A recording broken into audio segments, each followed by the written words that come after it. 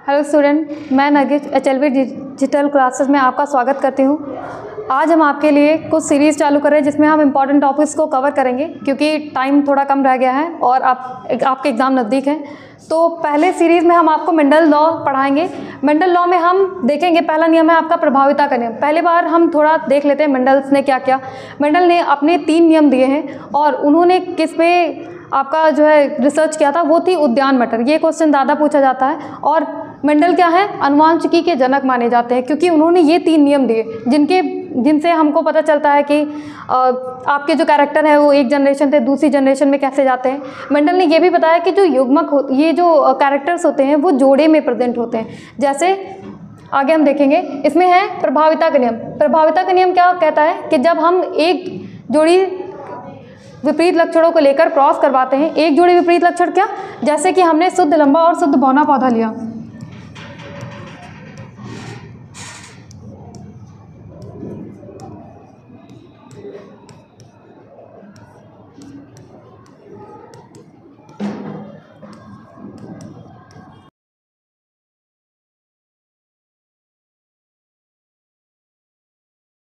इनका हम क्या करते हैं, संकरण कराते हैं। यहाँ पे संकरण में हम युग्मकों की बात की थी, वहाँ पे मेंडल का मतलब था डबल टी लेना है और ये शुद्ध बौने पौधों को हम स्मॉल टी से डिनोट करते हैं। यहाँ पर जब इनका हम संकरण करवाते हैं तो इस संकरण में क्या होता है, एक कैपिटल टी और एक स्मॉल टी आता है। इसमें क्या होता है कि शुद्ध जो लंबापन होता है ये प्रभावी हो जाता है दूसरी जनरेशन में। तो ये है आपकी F1 जनरेशन। जब ये लंबापन प्रभावी हो जाता तो इस लंबेपन को क्या बोलते हैं, प्रभावी लक्षण हुआ ये। और इसी नियम को हम प्रभाविता का नियम बोलते हैं क्योंकि यहाँ पर जो ये बनेगा ये संकरण, इसको बोलते हैं संकर लंबा पौधा होगा। ये संकर लंबा पौधा है।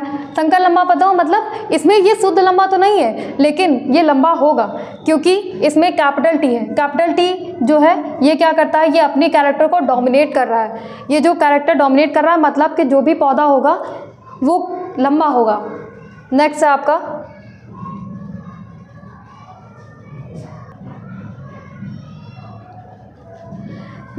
है पृथक्करण का नियम। पृथक्करण के नियम में हम क्या करते हैं कि जो एक जोड़ी विपरीत लक्षणों को लेकर हम क्रॉस करवाते हैं। तो F1 पीढ़ी में जो हमको मिले थे, अभी हमने जो प्रभाविता का नियम किया है उसमें F1 पीढ़ी में हमें क्या मिला था, संकर लंबा पौधा मिला था।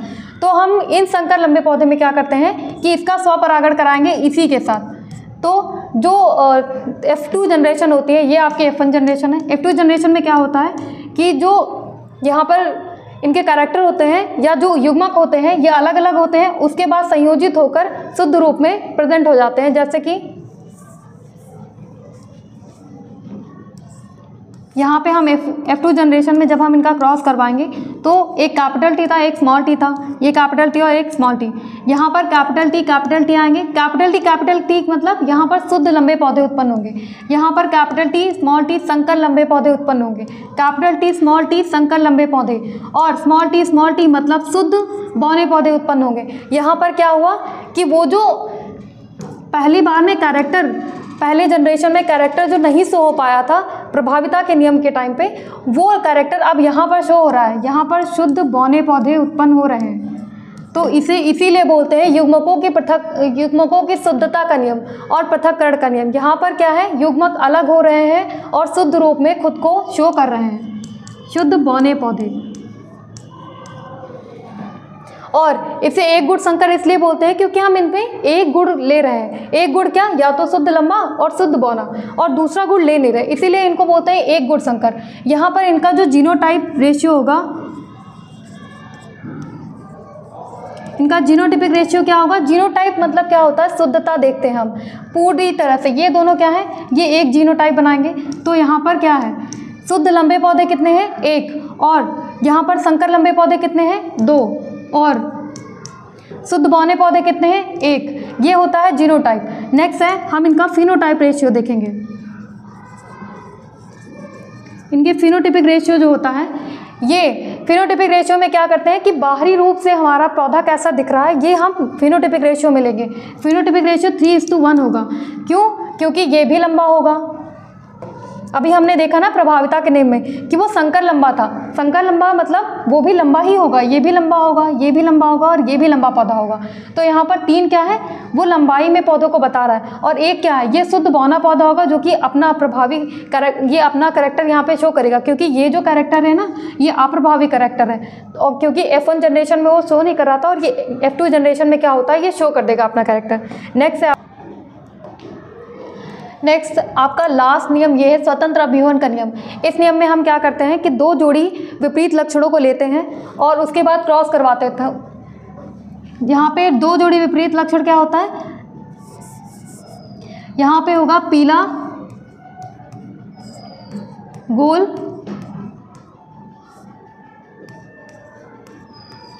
और हरा झुर्रीदार।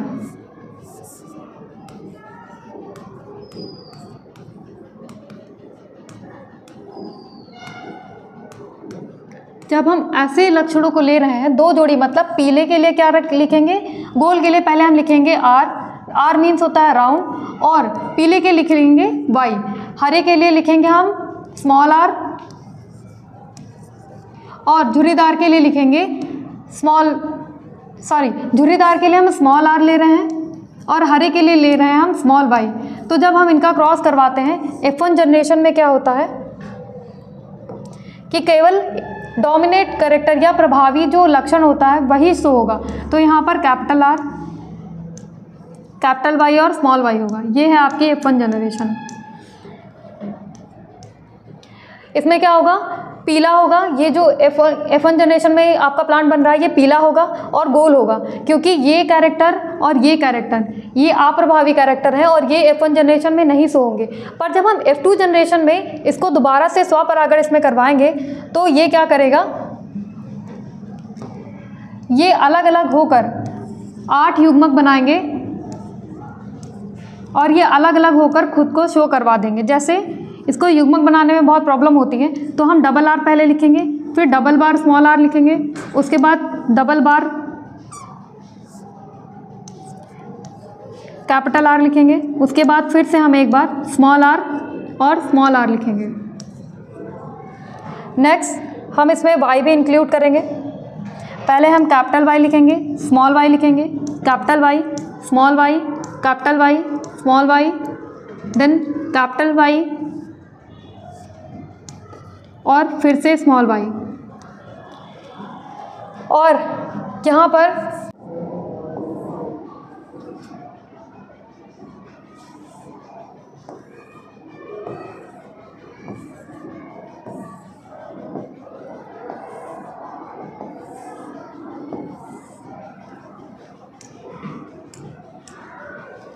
पहला हम लेंगे capital R, capital Y, capital R, small Y, फिर small are, capital Y, small R, small Y. और इधर हम लेंगे capital R, capital Y, capital R, small Y, small are, capital Y, small R, small Y. ठीक है, अब इसको fill करने के लिए इसको यहाँ पे भरेंगे capital R, capital R, capital Y, capital Y, capital R, capital R, capital Y, small Y, capital R, small are, capital Y, capital Y, उसके बाद capital R, small are, capital Y और स्मॉल वाई। यहाँ पर capital R, capital R, capital Y, small Y, capital R, capital R, small Y, small Y. यहाँ capital R, small Y, capital Y, small Y, capital R, small Y, capital small are, उसके बाद यहाँ पर होगा small Y, small Y. यहाँ पर capital R, small are, capital Y, capital Y, capital R, small R, एक minute,